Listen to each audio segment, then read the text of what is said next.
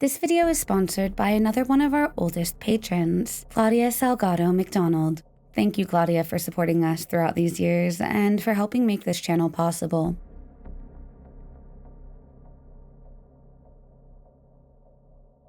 Laëtitia Czuba was a 33-year-old single woman living in Fréjus dans le Var, a picturesque town in southern France known for its lush scenery and plush beaches.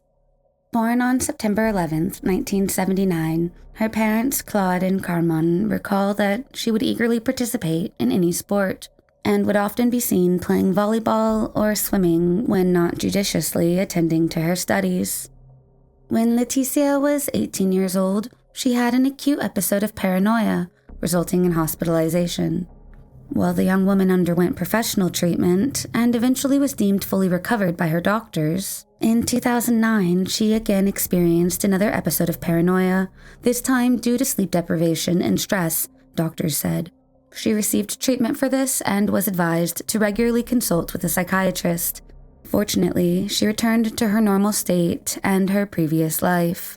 In 2012, Laëtitia left her position as a police officer, which she had held for just 1 year, and began working at La Poste, a commercial mail service.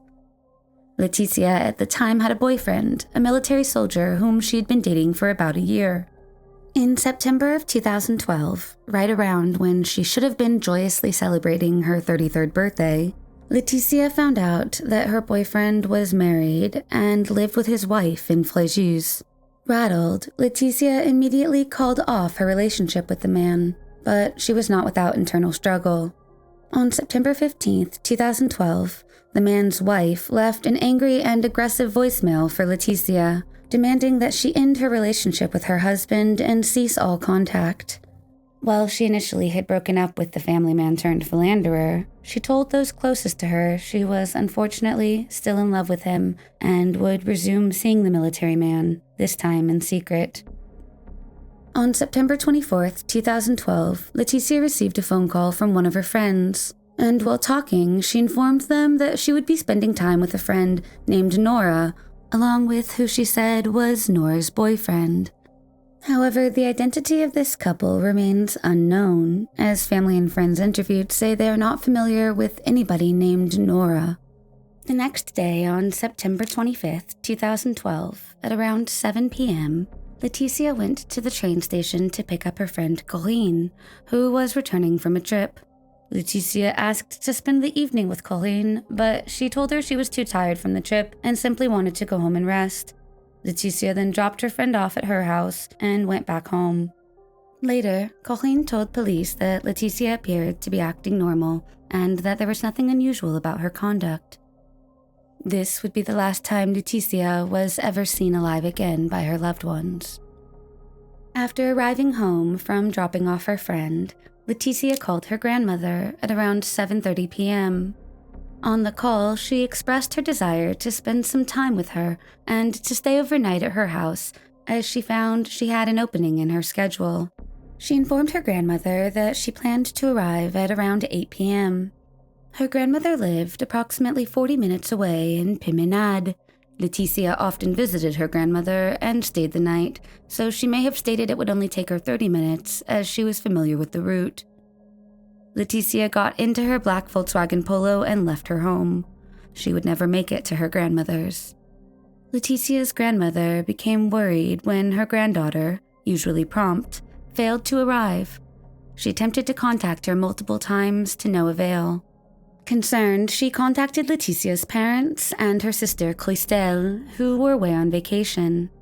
Though Christelle had tried calling her cell phone, she was also unable to reach her sister. Despite this, she suggested to their concerned grandmother that Laëtitia may have decided to stay home after all, or may have met up with friends. The following day, Christelle, now alarmed herself, contacted her sister Laëtitia's workplace, discovering that she had not shown up for work for the past 2 days. Christelle then contacted Laëtitia's boyfriend to inquire if he had any information regarding her whereabouts. However, he informed Laëtitia's sister that he had not seen nor spoken to the now thought to be missing 33-year-old. Realizing the seriousness of the situation, Cristal asked their aunt to report Laetitia as officially missing while their parents rushed back to France from their vacation. Police immediately launched the search for the missing woman. Subsequently, they received information that her Volkswagen Polo had been found in the town of Bordighera, located in the neighboring country of Italy, 120 kilometers from her home. However, while her car had been located, Laetitia was nowhere to be found. Her family was taken aback by the discovery, as Laetitia had never been to that area before, nor did she express desire to travel to Italy.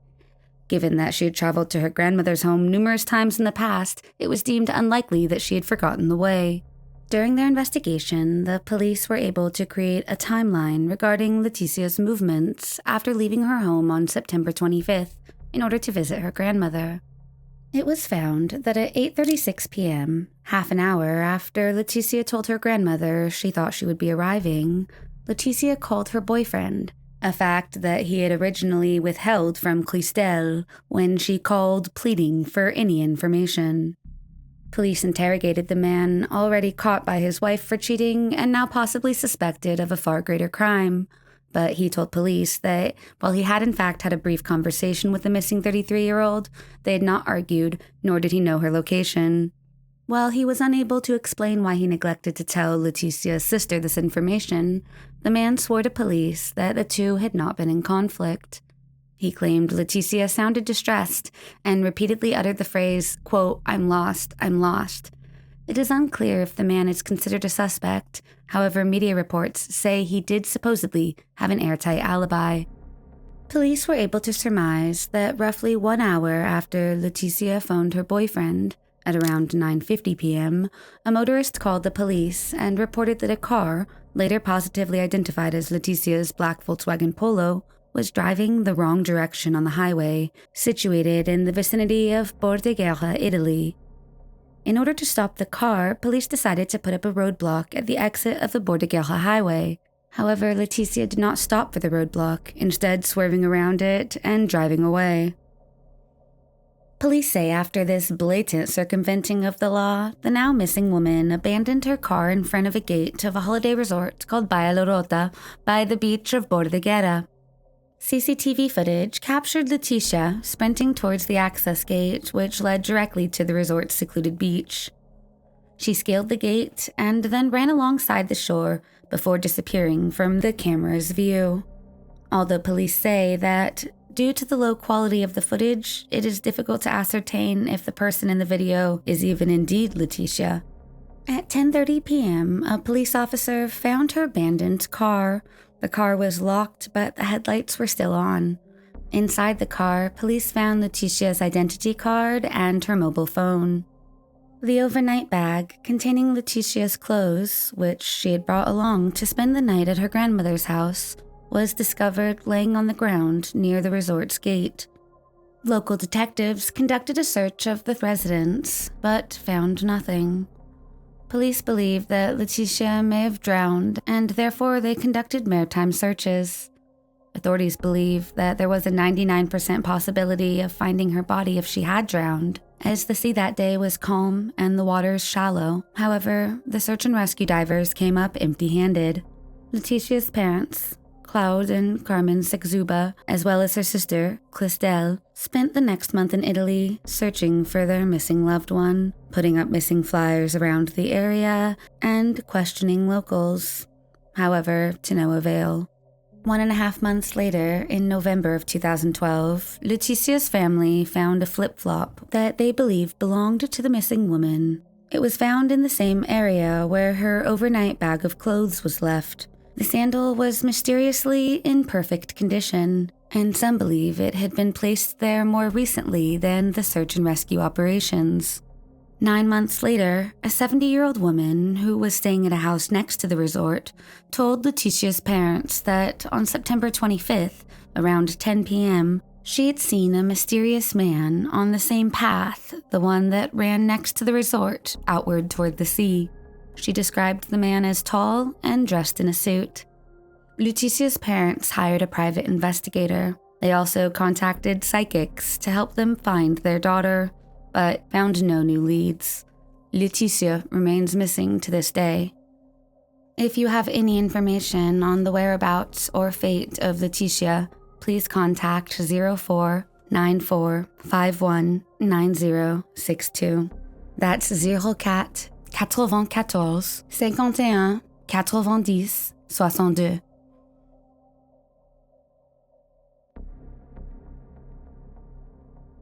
Michel Ballanger and Jean-Louis Turquin met each other while studying at Maison Alfort Veterinary School. The two would immediately fall in love and would get married in 1973. In April of 1983, Michel gave birth to a boy, and the couple would name him Charles-Edouard Turquin. Charles-Edouard was a quiet boy who loved animals. The family lived in a large, luxurious house in Nice, France. At 7:15 a.m. on March 21, 1991, Jean-Louis contacted the Central Police Station in Nice to report that his 8-year-old son, Charles-Edouard, was missing. Police arrived at the house and questioned Jean. He said that his son had gone to bed around 9 p.m. the previous night, while he had gone to bed at 10 p.m. The worried father claimed that when he woke up that morning, he could not find Charles in his bed. He said that he searched all over the large house, but was unable to find him. He told police that they both slept in the same room, in twin beds.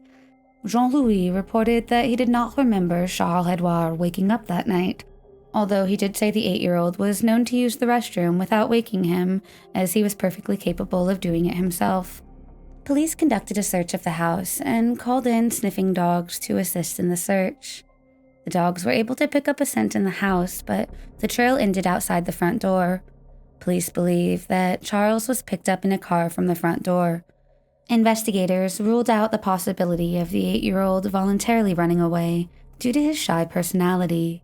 The child had regular therapy sessions for nervous tics and his intense fear of being in the dark, as well as a deep fear of being alone or near strangers. Moreover, all of the child's personal belongings were discovered at the house, an indication that he did not run away in the way that some children are apt to do after an argument. The father told police that nothing different had occurred the night prior to Charles-Edouard going missing. Police then looked into the personal life of his parents. They questioned Jean about his wife, who did not appear to be home. Jean told police that his wife, Michel, had been living separately from them alongside a friend for more than a month. It was found that the couple had had a turbulent marriage. Michel accused Jean of having violent and controlling behaviors.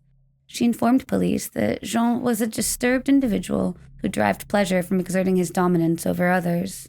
She recounted to investigators how Jean allowed their family dog to eat Charles' favorite pet chicken alive in the garden, and how he would callously shoot down the neighbor's pigeons, whom his son loved so much, with his long rifle, a .22 caliber. Michel even told police that, in an effort to stop prematurity in intimate moments, Jean-Louis performed a self-circumcision in his own veterinary clinic.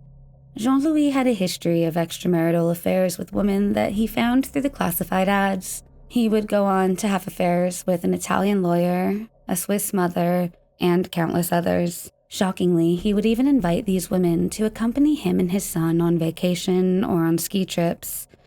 Michel also had extramarital relations with a few men that Jean was privy to. Jean-Louis often questioned whether Charles-Edouard was even his own biological child. The couple would have regular fights, which affected their son's already fragile mental state. During one of these fights in January of 1991, Michel confessed to Jean-Louis that he was too old and that she no longer was in love with him. She also finally disclosed to him that he was not the biological father of Charles-Edouard. Jean said that he always knew at the back of his mind that Charles was not his biological son, but after receiving confirmation from his wife, he ordered a paternity test just to be sure. In February of 1991, the DNA results came in, and it was confirmed that Jean-Louis Turquin was not the father of Charles-Edouard. According to Michel Moïse Berly d'Estaing, a Jewish man born in Czechoslovakia working as a ballet dancer at the Nice Opera House, was actually the biological father. When Michel had found out about the pregnancy as a result of an extramarital affair, she had wanted to get an abortion. However, due to Jean-Louis's strict Catholic upbringing, he prohibited her from doing so, all the while being unaware that the child was not his own. Following this revelation, the couple had a violent altercation in which Jean-Louis sprayed Michel with tear gas. After that fight, Michel decided to leave the marital home for good. In February of 1991, she moved out of the home and initiated divorce proceedings. Jean-Louis refused to engage in joint custody, nor would he pay alimony. After Michel left him, Jean-Louis would harass her, sending threatening letters. When this did not work, he gave her an ultimatum to return home by the 20th of March, at midnight. Their son would go on to disappear that exact night. Michel told police that she was convinced her husband had something to do with Charles-Edouard's disappearance. She then began recording their conversations from that point on. On April 25, 1991, Michel met with Jean for a cup of coffee, in which he claimed that he had sent the boy to Morocco and that he would get him to return if she would come back home. In order to get a confession out of him and desperate to see her son again, Michel returned to his home and was intimate with him in exchange for information. During the interlude, which was anything but romantic, Jean-Louis disclosed how he had actually taken their son while he slept, had strangled him, and then had buried him under a cross in the mountains above Nice. While Michel told investigators about Jean-Louis's clear confession, they told her to get the confession recorded on a tape. So, on March 6, 1991, Michel again was intimate with Jean-Louis and this time recorded his confession on a tape recorder that she'd placed under the bed. On May 13, 1991, police arrested Jean-Louis and charged him with Charles-Edouard's murder. The police searched the area where the father claimed to have buried the child's body. However, they found nothing. Jean-Louis spent the next 9 months in jail before being released on bail on February 14, 1992, pending his trial, which was not scheduled until 1994. After getting out of jail, he offered 100,000 francs in reward for anyone who could provide information about his son. He then hired a private investigator and sent him to Israel to investigate. He claimed that his wife had actually given the child to his biological father, whose family lived in Israel. To support this allegation, 1 month after Charles-Edouard's disappearance, Michel had converted to Judaism and began to learn Hebrew. She informed her friends and family that she was going to England, however, she made multiple trips to Israel. Following this information, Jean-Louis's trial was postponed. The investigator who had gone to Israel found 2 witnesses who claimed that they had seen the 8-year-old with his mother in August of 1993 when he came in for a haircut. Michel admitted that she had been to Israel as part of her conversion to Judaism, but denied knowing anything about her son. At the time, she was studying at a university, and her classmates say they do not recall seeing her with a child. On December 24, 1993, Charles-Edouard's biological father, Moïse Berlet-Delstin, was found drowned in the old port of Nice. Jean-Louis's trial took place on March 17, 1997. His lawyers accused Michel of kidnapping Charles-Edouard and taking him with her to Israel. They presented the 2 witnesses who claimed that they had seen the boy with Michel in Israel. Nevertheless, the witnesses failed to provide accurate details, such as the boy's perceived age and physical description, leading the judge to deem their testimony unreliable. Jean-Louis denied killing his son and claimed that the confession on the recording was a form of a role-playing game that Michel insisted he perform in order for them to be intimate. However, the court chose not to believe him.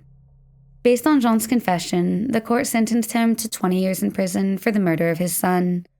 In 1999, a private investigator hired by Jean-Louis claimed to have found a boy resembling Charles-Edouard, who was born in Nice, who was currently living in Israel.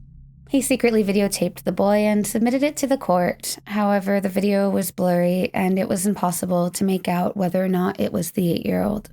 Jean-Louis appealed his conviction, but it was rejected. In 2003, a prisoner alleged that a fellow inmate had admitted to committing burglary near Nice the night that Charles went missing. The man who confessed allegedly claimed that while speeding away from the scene, he encountered a child dressed in pajamas and a robe crossing the street alone, The witness says that the man told him he hit the child with his vehicle and killed him. The witness says he then claimed that he burned the body in a cement factory, but the prisoner was found to be seeking a reduced sentence in exchange for sharing more information, and his testimony was deemed unreliable. Jean-Louis would get remarried in prison to a woman named Nadine. He was released from prison in 2006 and moved to Saint-Martin in the West Indies with his second wife. In 2017, upon arriving home, Nadine discovers Jean-Louis lying on the floor with 2 gunshot wounds in his back. At first, it was believed to be a botched burglary. However, Nadine was arrested and imprisoned for the murder of her husband after police found traces of gunshot residue on her hands. Nonetheless, Nadine had a solid alibi. She had been at a restaurant, publicly celebrating her birthday alongside 3 friends at the time of her husband's murder. In court, an expert confirmed that it was possible the gunshot powder may have been transferred to Nadine's hands after she touched her husband. In 2020, Nadine was exonerated. Jean-Louis' murder remains unsolved to this day, and despite a number of leads over the years, Charles-Edouard still remains missing.